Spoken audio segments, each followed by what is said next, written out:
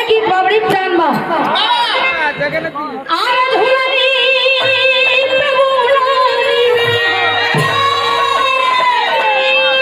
लेकिन कभी जी लिखत बनी कैसे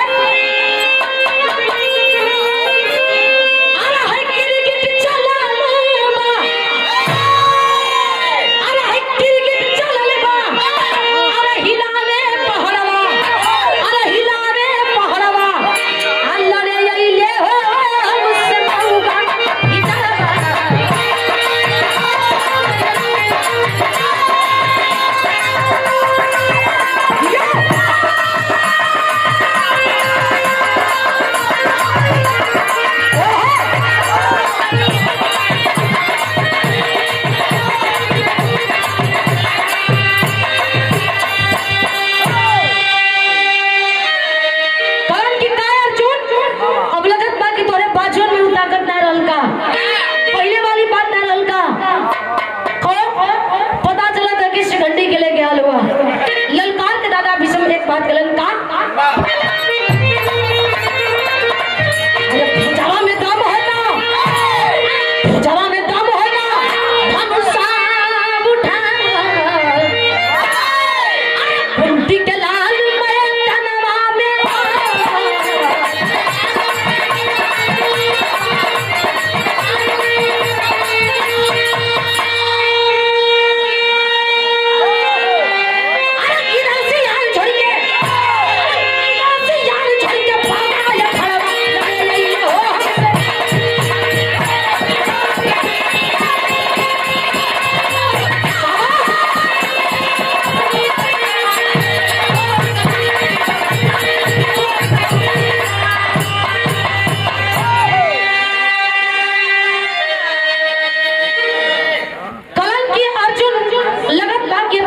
मुकाबला कर सका। अर्जुन कलन की घबरा मत बढ़ोती में इतना फानत हुआ तरुका ए भैया लिया के सामने शिखंडी के जब खड़ा कर दिलन अर्जुन जब शिखंडी के खड़ा कर दिलन दादा भीष्म पितामह अपने प्रतिज्ञा के अनुसार धनुषा बाण के धरातल परख दिलन जब धरातल परख दिलन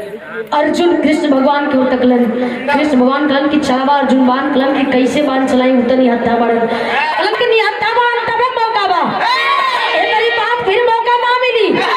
चला बाण दादा भीष्म जैसे ही धरातल पर रखलन धनुषा बाण अर्जुन बाण बेधे लगलन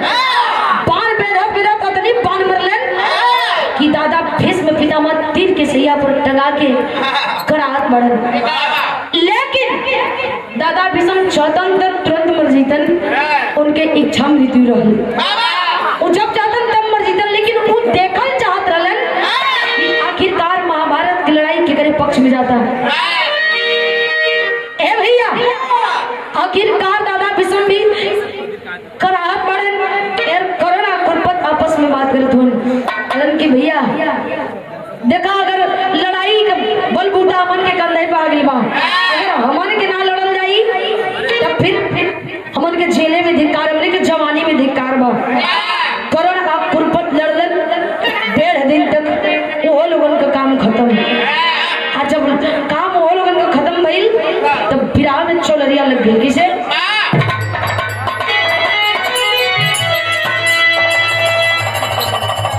और ये सम्मान मृगा झेलिया लग गई किसे मास्टर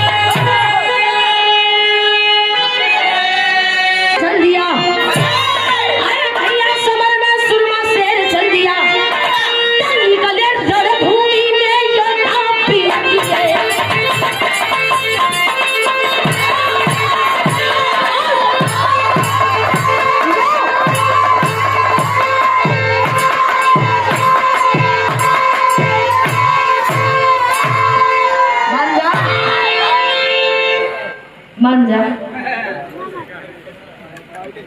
वो बेचारा तो चौथे पटल फाट गई तक तो जरिए से कटाई का काट ले नहीं कटाई रोज ढोलक फाट। अच्छा इसे फरियाद है हम कहीं के उनका कुछ और ही काट ले ऐसे मत बक्साउन बोला। समर में सुरमा शेर चल दिया निकले रणभूमि में योद्धा वीर दिले कहत बरन युधिष्ठिर हमारी लड़ाई है अंतिम चरण में, हमारी लड़ाई है अंतिम चरण में, बचे महाभारत में है दोनों भाई, बचा है नहीं कोई योद्धा समर में, देख लेंगे दोनों का हम बल वीरताई। पिता 16 दिन लड़ते लड़ते कन्हैया, पिता 16 दिन लड़ते लड़ते कन्हैया, रण का करिश्मा दिखाना पड़ेगा। एक शंका है भारी मेरे दिल के अंदर,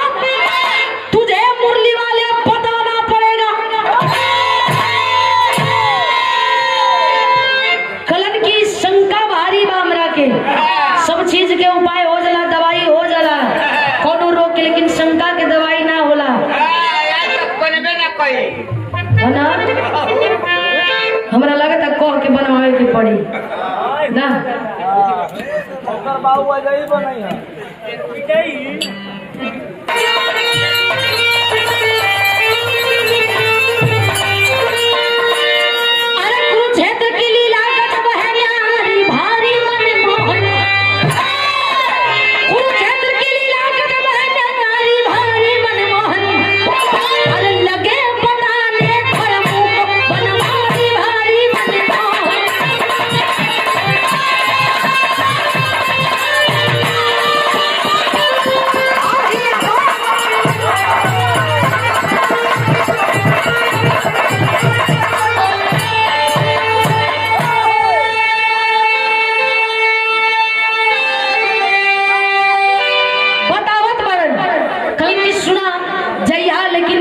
डरिया मत। एगो काम करा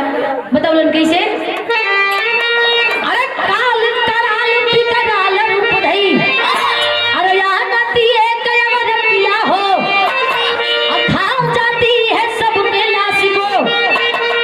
अरे यहाँ के आधी रतिया हो,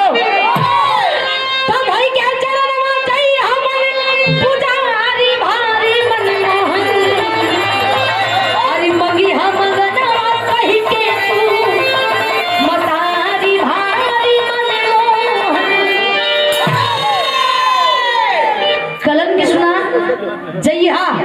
कोई कुरुक्षेत्र के मैदान में जाके देखिए बैठ के छिप जाइए, छिप के देखिए। घड़ी में जब 12 बजी काली कंकाली कर धर करके एक औरत आएगी, वही औरत सारा खून को पी जाएगी, सारा लाश को खा जाएगी, और देखिए तो जाके चरणिया में गिर के माफी मांग लिया। कलन की ठीक बा बतौला के अनुसार युधिष्ठिर जी चल दलन, चल दलन ताला में बतावित पड़ता का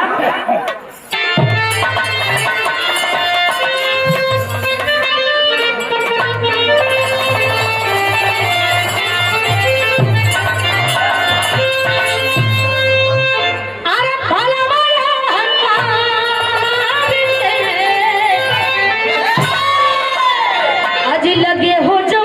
चढ़िया, अरे वो करिया बस एक दिन हो ही हो बीता।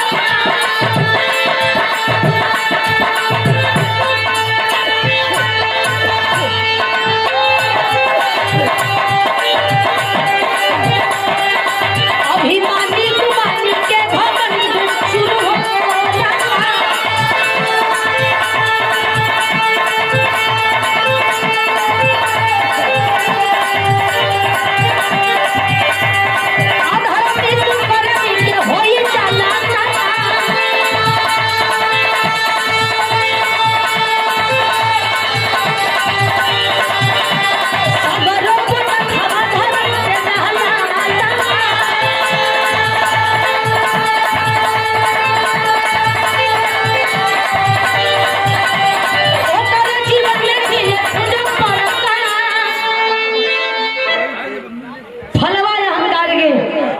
पेड़ में अहंकार के फल लग गई जैसे